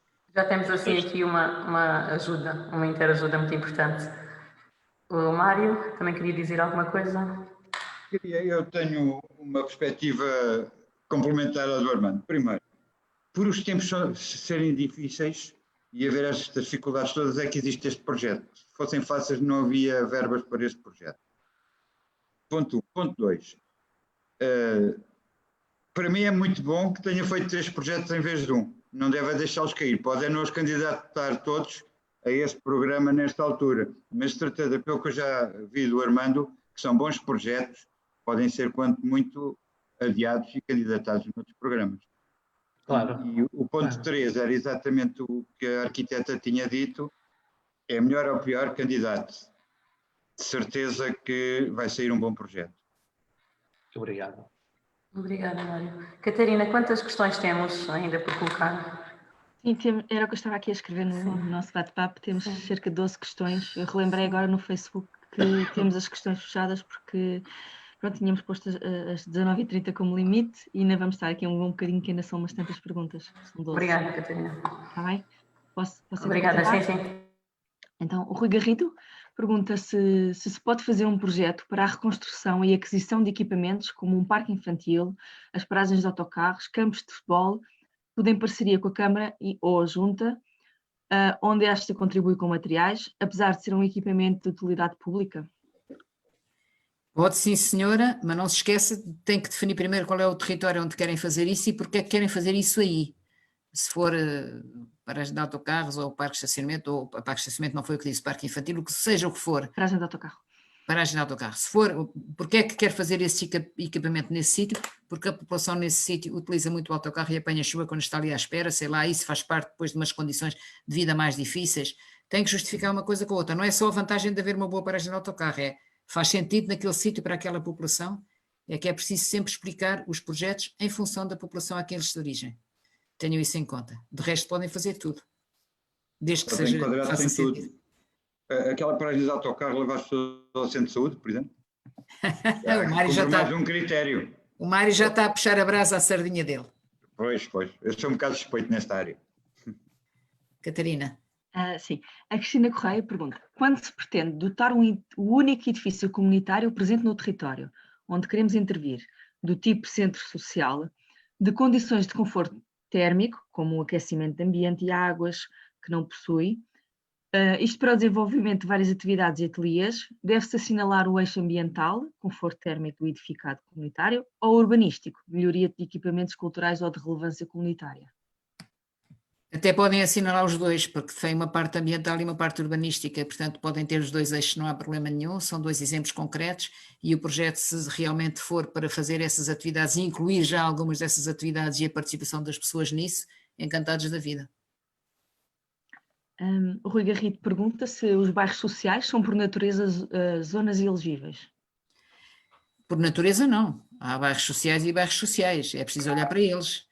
Não são todos iguais. Eu fui gestora durante 4 anos de 76 bairros sociais em Lisboa e havia bairros sociais que eram quase condomínios de luxo, não diria, mas que eram bairros com umas excelentes condições e havia outros com péssimas condições, propriamente físicas, não estou a falar das populações.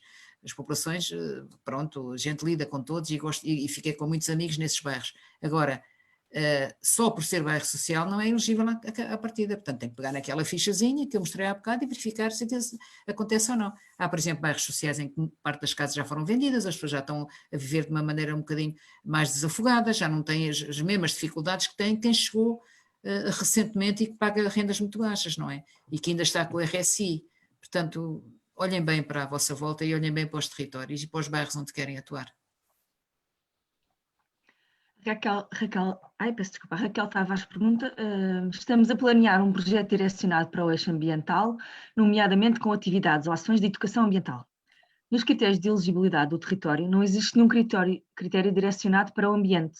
Neste caso, como podemos atestar a elegibilidade do território e garantir que os problemas do território vão de encontro ao eixo ambiental e respectivas atividades? Normalmente, as ações ambientais têm uma relação direta, e o Mário Santos não me deixa mentir, tem uma relação direta com a saúde pública e com a prevenção da saúde. As medidas preventivas e promotoras de boa saúde têm uma ligação fortíssima com o ambiente. Portanto, vocês vejam bem se aquilo que querem fazer não pode ser justificado por conta das condições de saúde ou por haver, por exemplo, muita população idosa que não tem acesso a qualquer espécie de atividade de promoção de saúde ou para haver muita população jovem que não tem onde praticar desporto, assim, o que seja. Mas procurem ligar as duas coisas que vão ver que vão encontrar justificação. Rui Garrido vem aqui dar um esclarecimento sobre a Sílaba Dinâmica, que era aquela associação que trabalhava com a comunidade cigana. Diz que já desenvolve projetos através do ACM e prima pela sua organização e transparência em toda a documentação que o próprio NACI, eu acho que deve ser eu peço desculpa, não é o NAL, é porque eu procurei a sigla NACI e não consigo encontrar. O núcleo, pronto. Mas deve ser o núcleo da zona. Pode atestar, se for necessário, e se tiver majoração na sua avaliação para o programa Bairros Saudáveis. Isto é, ele quer saber se o facto desta associação já ter... Vamos lá ver. muito O ACM tem estado a dar ajuda a este programa, tem estado a fazer até sessões específicas para a rede de parceiros do ACM. Se vocês trabalham com o ACM, contactem com a Rita Gonçalves ou com quem for o vosso contacto no ACM, porque vamos ter uma sessão específica para a rede de parceiros do ACM na sexta-feira às 6 da tarde, também por Zoom. Portanto, contactem com o ACM para terem o acesso a essa sessão. Quanto à questão que estava a perguntar, até que ponto é que o ACM pode certificar, ou é isso que estavam a perguntar, não é, Catarina? Sim, no fundo, se teria uma majoração por estarem, entre aspas, bem classificados. Não necessariamente, portanto, os projetos são classificados pelo seu mérito próprio, é o júri que os vai pontuar. A única majoração que está nos critérios de avaliação prevista é quando há interação com os serviços de saúde. Aí é uma majoração, que os serviços de saúde participam no projeto.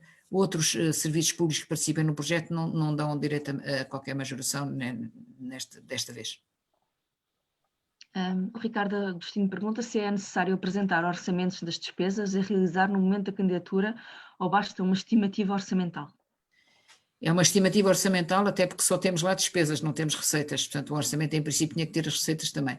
Temos só despesas e portanto, é uma estimativa, portanto, pelos totais.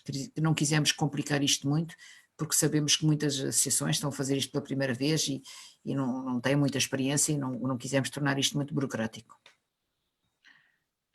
Agora, a Rita Vengorovius não faz uma pergunta, faz um comentário, mas eu não quero deixar de ler, que diz assim: esclarecedor, tem realizado um trabalho incansável de apoio e divulgação do programa Bairros Saudáveis. Então temos que agradecer à Rita. Sim. O Nuno Pessegueiro pergunta: a nossa candidatura baseia-se na criação de um parque desportivo equipado com máquinas de desporto e percurso pedestres para todas as faixas etárias, com apoio de uma equipa médica constituída por um médico, um enfermeiro, um técnico desportivo e um massagista a tempo parcial. Pergunto se esta candidatura se adequa a este projeto dos bairros saudáveis. Muito obrigada. A partida adequa-se e parece-me até bastante saudável. Resta saber a quem é que se dirige esse equipamento, se esse equipamento se vai dirigir ao pessoal com mais meios aqui da área ou se vai dirigir a uma população mais vulnerável. Escolham bem o vosso território. A ideia é excelente. A Mariana Sá agradece o esclarecimento anterior e diz que vai colocar outra questão. Se tivermos identificado o território X como território de intervenção, é possível desenvolver as atividades num espaço inserido no território onde se consiga aceder facilmente ao grupo-alvo? Ou seja, executar as atividades em espaço escolar quando a intervenção é com crianças desse mesmo território? É perfeitamente possível, peçam ao grupo escolar para ser vosso parceiro, para vos ceder essas instalações, isso é perfeitamente possível, mas também digo, a propósito da pergunta, também digo que se alguma atividade do projeto for fora do território de intervenção, isso não tem problema. Às vezes há uma determinada atividade que se quer fazer e que no território de intervenção não há condições para fazer. Alguém cede um espaço, um jardim, umas instalações, um auditório, o que seja, e não é exatamente no território de intervenção. Isso não tem problema nenhum. Essa atividade pode-se fazer fora. O território tem que ver com as pessoas a quem nós dirigimos o projeto. Mas se for dentro do território de intervenção, melhor ainda. Agora tenho aqui uma questão do Fernando Moital, que está presente na sala. Não sei se ele quer que eu leia na mesma. Leio? Ou eu prefiro apresentar a Fernando? Fernando, nós estamos a ouvir. Boa noite a todos. Agora sim. Sim, agora sim. Boa noite a todos. É muito inspirador ouvir-vos e estou encantado com o espírito da candidatura. E só esse encantamento me provocou a seguinte pergunta que eu faço no Facebook, que tem a ver com o seguinte: existe uma comunidade aqui no distrito de Évora, uma comunidade de cidadãos compulsivamente nómadas, que eu estimo em cerca de 40 famílias, que deambulam de forma compulsiva por vários concelhos aqui do distrito de Évora. São 40 famílias, cada família deve ter um agregado à volta de 5, 6, 7 elementos, a maior parte deles muito jovens. Eu gostava de saber que são, porventura, um dos cidadãos que vivem em condições mais miseráveis que eu conheço. Eu gostaria, eu faço assim a pergunta um pouco espontaneamente, para já não tenho nada pensado para estas pessoas, mas o facto de vos ouvir inspirou-me isso, esta pergunta: se porventura este conjunto de pessoas que não têm um território definido podem ser objeto de um programa desta natureza. Obrigado. Podem, com certeza, mas melhor ainda é que sejam sujeitos, ou seja, Procurem desse conjunto de pessoas, dessas 40 famílias, encontrar nem que sejam 2 ou 3 que queiram fazer qualquer coisa. Não precisam de ser todos. E com esse sujeito já podem fazer um projeto para algumas dessas pessoas. Porque isto é um programa participativo. Não se esqueçam disso. Portanto, é válido para um conjunto mais restrito de pessoas, certo? Pode perfeitamente ser. O programa não é avaliado pela dimensão, pela quantidade de pessoas a atingir, mas sim pela qualidade do trabalho que se quer fazer e pela importância desse trabalho para essas pessoas. Obrigado. Quando estávamos há pouco a falar das comunidades imigrantes em Odmira, muitas têm essas características. Eles dedicam-se fundamentalmente à agricultura e movem-se de acordo com as culturas ou as colheitas que são necessárias fazer. Portanto, também acho que faz todo o sentido. Tem que haver pessoas daquela comunidade que participem no programa, porque senão ele não é efetivo.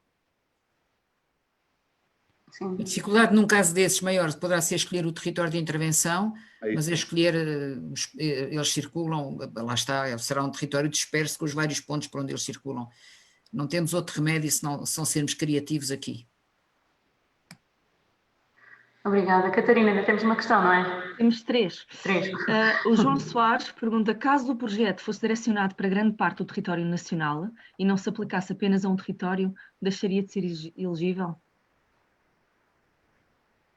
Um projeto para grande parte do território nacional não cabe neste programa, porque o programa tem muito pouquinho dinheiro, não vai dar. E, portanto, deem valor às pequenas intervenções, porque também são importantes. São pequenos passos que se juntam a outros pequenos passos.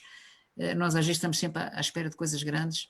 Há outros programas que se dirigem, que têm agora com este plano todo de recuperação e resiliência, essas coisas todas que estão anunciadas pelo governo, vai haver programas maiores, com certeza. Este é um programa pequenino, e se calhar por ser pequenino é que ele é tão ágil e tão flexível, porque se fosse muito grande já nos estavam a pôr uma data de regras em cima e não nos deixavam fazer o que a gente quer fazer. Por isso são coisas diferentes, escolham aquilo, mas neste programa é para coisas pequenas, pela própria característica do programa. A Raquel Tavares pergunta se já existe uma previsão para a periodicidade com que os relatórios de progresso vão ter que ser apresentados. E também qual a percentagem de financiamento que será distribuída após a validação de cada um deles. Vamos lá ver, o financiamento é por fases e as fases são iguais para todos. Portanto, é tantos por cento para começar e depois é tantos por cento quando acaba a primeira fase, depois quando acaba a segunda fase e depois no fim para acabar. Só não é a totalidade se o relatório de prestação de contas mostrar que não executaram financeiramente o dinheiro que receberam em alguma coisa. Portanto, os relatórios de prestação de contas só têm relevância para saber se realmente vão receber a segunda tranche completamente ou a terceira tranche completamente ou uma parte consoante aquilo que já realizaram. Não há neste momento uma previsão de data segura, depende um bocadinho de quando forem assinados os protocolos e quando receberem o cheque para começar, mas mais ou menos estamos a pensar cada uma das fases dos 3, 4 meses, portanto isto ao fim de 3 fases estamos a chegar ao final do ano que vem, que é quando isto tem que acabar. E por fim, a Cristina Correia diz-nos que pergunta-nos, quando o território apresenta como critério de elegibilidade um número significativo de pessoas com rendimentos baixos, por exemplo, desemprego e precariedade laboral, a candidatura é desvalorizada caso não haja nenhuma atividade que aumente o rendimento / a empregabilidade da população-alvo? Ou seja, que se cinja no fundo à resolução dos outros 2 critérios de elegibilidade. Não, vamos lá ver, é muito difícil um programa destes resolver um problema de rendimentos baixos generalizados num determinado território, porque isso é um problema estrutural, que tem a ver com a formação das pessoas, com oportunidades de emprego, com a idade, com muitas outras condições. Aí esse critério de elegibilidade é só para dizer esta população é mais vulnerável, portanto procurem dentro dessa população mais vulnerável qual é aquela coisa que com a verba deste dinheiro poderia ser útil para aliviar as condições de vida. Pode não ser o rendimento, pode ser as questões da habitação, pode ser as questões do espaço público, qualquer coisa que melhore as condições de vida quando se vive com muito pouco dinheiro já é positivo. Até pode ser uma campanha de distribuição de bens alimentares, se os rendimentos forem tão baixos que as pessoas estão a passar fome. Portanto, agora aí é em função da população em concreto. Portanto, não é nada desvalorizado se não fizer uma coisa específica para lhe aumentar os rendimentos, porque quando muito um programa destes com esta verba pode contratar 1, 2 pessoas para lhe dar um emprego, mas não vai dar um emprego a uma população de um território que tem rendimentos baixos, isso não vai dar, poderá facilitar alguma coisa. Agora, mas há exemplos engraçados, por exemplo, aqui há tempos vi um programa que era, num determinado território, com pessoas com rendimentos baixos, juntou-se, olha, fizeram uma startup de pessoal da construção civil com empregadas domésticas, fizeram uma startup e oferecem serviços domiciliários na internet. E estão a angariar verba para si próprios, estão a angariar serviços para si próprios. E estamos a falar de duas profissões que normalmente não são muito qualificadas, que andam ali de mão em mão para arranjarem trabalho ou não arranjarem trabalho, muitas vezes trabalho precário, não declarado, e com a startup, pronto, subiram de nível, são uma startup, estão todos contentes e têm clientes. E, portanto, às vezes a própria população tem ideias interessantes sobre experiências para fazer, a partir das suas condições, sobretudo a malta mais nova, que está mais aberta, às vezes, a abrir outros caminhos. Há outra pista que é identificar quais são os motivos das carências que foram identificadas e agir nos seus determinantes.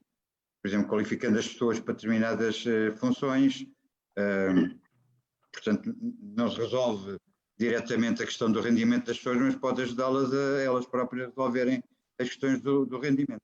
E também já agora vou deuponizar, como eu costumo dizer, havia os deupons, aqueles personagens do Tintin, não sei se lembram o que disse a arquiteta, que é precisamente as ideias das pessoas no local, muitas vezes são maravilhosas e às vezes são ovos de Colombo, e às vezes elas só têm que ser ajudadas a colocar as ideias que já têm em prática. É essa a dificuldade que elas muitas vezes têm. É verdade. Então, penso que está terminada a nossa sessão. Quero agradecer a todos os participantes e agradecer a oportunidade que me foi dada para moderar esta sessão. Foi igualmente uma sessão esclarecedora e excelente, como a que tinha visto no Algarve. Penso que foi muito importante para mais um passo e para o aceleramento de todos os projetos que estão a querer desenvolver. Deixo a palavra agora final à equipa. Não sei por quem querem começar. Pela arquiteta Helena, pode ser? Não sei. Pode ser, agradecer a todos, naturalmente. Alguma pergunta que tenha ficado por esclarecer, podem mandar para candidaturas@bairrosaudáveis.gov.pt, porque provavelmente há pessoas agora que estavam a lembrar-se ainda de mais coisas que já não vamos responder, mas temos esse mail. Há também o mail da equipa regional, que também está disponível. A Paula pode dizer qual é o vosso mail, suponho que é Alentejo. Catarina, tu sabes isso? A Catarina é que sabe, sim, eu peço desculpa, mas não tenho essa indicação, sim. Eu escrevi, mas vou dizer em voz alta, é alentejo@bairrosaudáveis.gov.pt. Obrigada, Catarina. Ou põem Alentejo ou põem candidaturas. De alguma Desta dessas igual. podem fazer a pergunta que quiserem e agradecer a todos e vamos continuar com esta energia e com estas ideias e com esta interajuda que hoje também tivemos aqui, exemplos que são importantes para todos. Obrigada. Doutor Mário? Obrigada. Boa tarde a todos. Não sei se o engenheiro Velez quer dizer alguma coisa. Não, já foi tudo dito. Obrigado a todos e acho que foi esclarecedora. Posso só dar uma última palavra? É lá. Sim. Ok. Nós estamos há 2 horas quase sentados e, sendo uns bairros saudáveis, os nossos níveis de sedentarismo começam a notar-se cada vez mais. Então, uma proposta e um desafio que eu tenho para vocês é, se vocês têm pedómetros, vejam se hoje já atingiram 10.000 passos. Se não atingiram, tentem atingi-los, é para o bem da nossa saúde. E podemos fazer uns alongamentos, ou seja, uma vez que estamos sentados há 2 horas, se quiserem, não importa.